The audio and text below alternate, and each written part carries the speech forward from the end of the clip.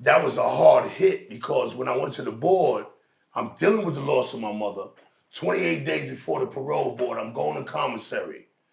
I was in Sullivan prison. They had this big Arnold Schwarzenegger looking ass redneck.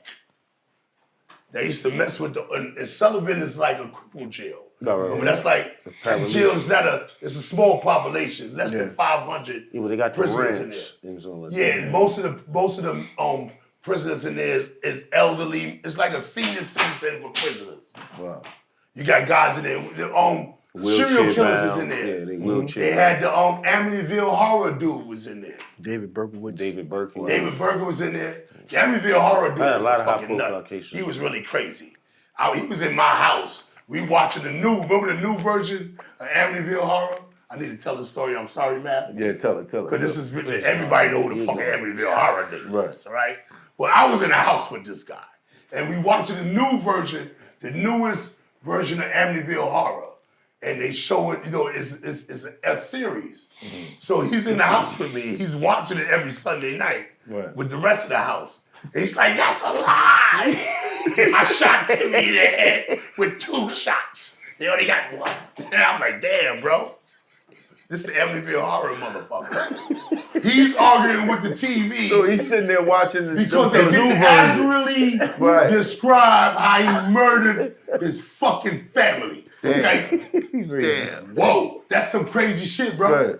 Right. Like I'm sitting there, I'm like, I watched this kid, the motherfucker as a kid. And the scared is the moment when I watched the movie, I was like 14 years old. The woman in the closet was talking, the walls bleeding. Yeah, that shit was scary in the 70s, like The Exorcist. Right. I'm 58 years old. You couldn't pay me to watch The Exorcist. You couldn't give me all the money in the world to watch this little bitch turn her head around. I needed one time. I'll be popping that shit about the devil. When you spin this shit, I'm out of there. You see, out of there. You take it on the hop. You say, yo, whoa. I'm on the hop. Right. No, I'm saying, it was that impactful. Right. So you watching this shit with him and I'm watching this shit with this nigga and I'm saying, like, this is amazing because this nigga is part of America's horror history. Real history, too. Jason, Ronnie McPhail. Ronald McPhail. We call him Ronnie. Yeah, DeFeo. That motherfucker. He about this big. Little itty bitty motherfucker. Look like crazy. So you say he's watching the new version? Yeah, he's watching the new version. He's watching the new version. He said, that's a arguing with the TV, saying, I didn't kill my family. This is a lie. Fake news. He said, I shot Timmy there twice. He said, I shot Timmy twice. I didn't shoot Timmy once. I had 2 barrels on little Timmy. Right. So, but I'm saying that this is part of American horror history. Yeah. I've been with people like that. Right. I've been with David Berkowitz. This is a big ass redneck. Yeah. Right? And he's crazy as fuck. Mark Chapman too, that's my buddy, man. Oh, the one that shot John Gotti? Yeah. I was a little boy now, but I just now met Mark Chapman in prison. When Gotti was on the island, we was like, very good. We got real close. Yeah. Yeah, John Gotti, shout out. They don't let him out. They're not gonna let him out. I met John Gotti in real life at NRC when he was on Rikers Island. Before the Feds snatched him over Rikers Island when he first came through. We was at NRC with him. John Gotti called me the bond boss. He said, Mandu Warrior, because ain't no mafia in prison. Right. That shit don't work in the yard. Don't work in the yard, no. Okay? When you come to the yard, niggas own this shit. That mafioso, no soul. Right. Nah, ain't when Gotti was in 1B with us in ACM, and he see how shit was running, I took care of the OG. Yeah, I like his swag. Now they had a couple of them real mafia dudes. That nigga came through, that nigga said, yo, Mandu Warrior, you're the bond boss. He called me the bond boy. I said, why you call me the bond boss? He said, because you're in charge of all the animals.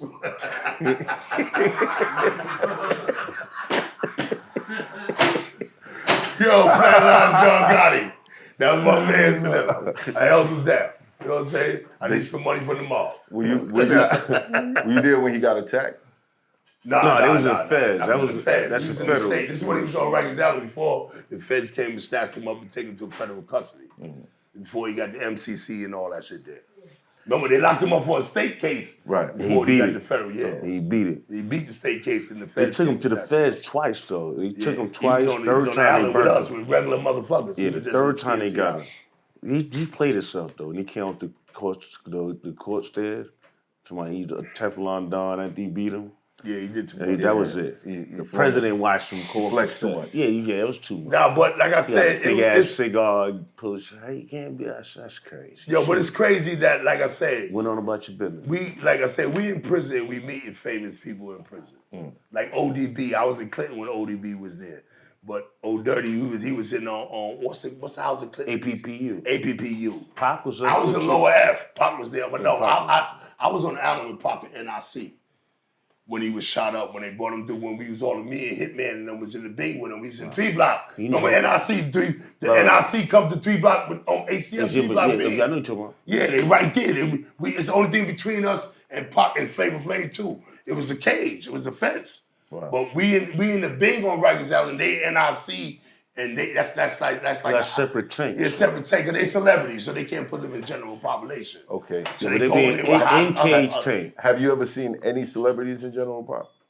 Nah, I mean that. They ain't gonna put them out. Yeah, nah. What's his name was in general pop? Shine.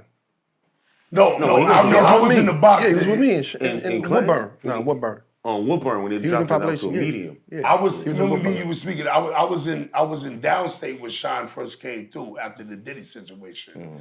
We were in downstate box together. He was in the box for IPC. They had him separated. I was in the box for the box.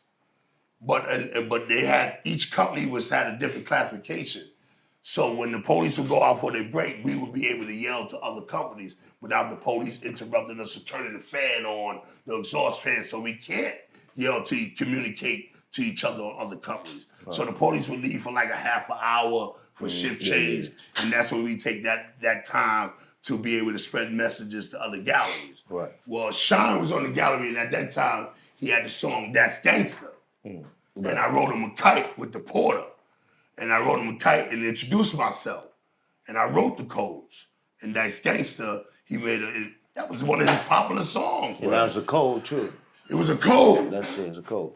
And he made that a song, and it was his hit song. That was his debut song, That's Gangsta. Right. Remember, that's when we thought Biggie made Bad Boys. No, Bad Boys first. And the second, the follow-up was That's Gangsta. But That's Gangsta was a hit. Right. It was his biggest Bad Boys. That was one of his fucking top singles.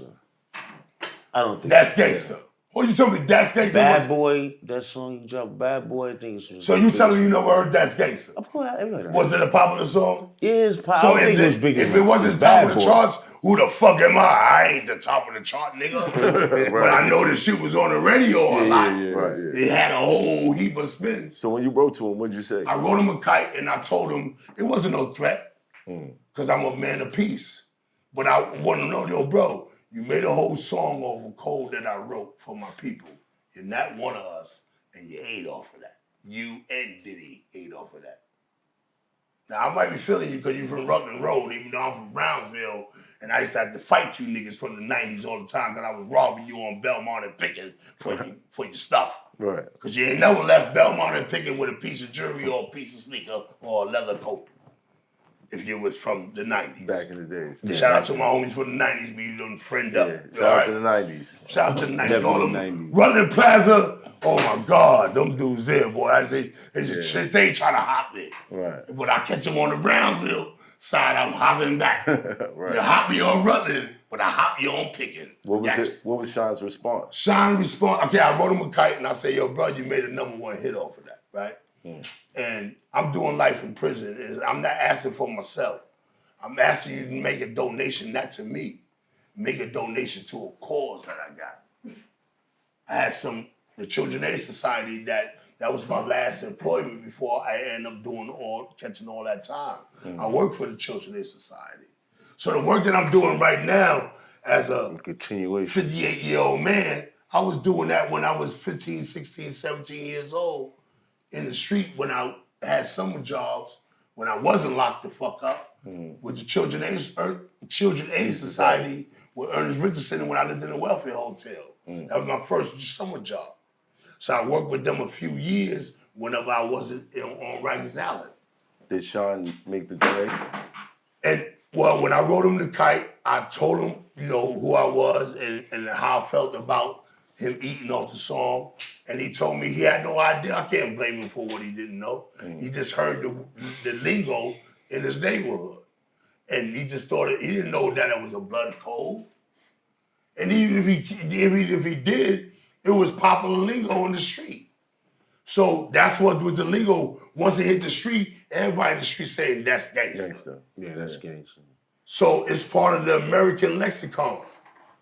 Like, if you're not part of the culture, and I tell you that half these rappers owe me a fucking check. I'm looking to the camera for this one.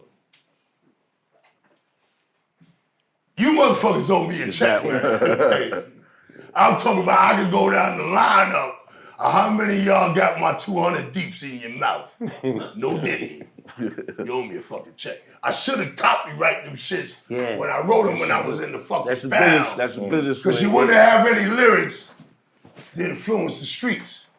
Does it bother you that you guys started this thing, but you're not recognized?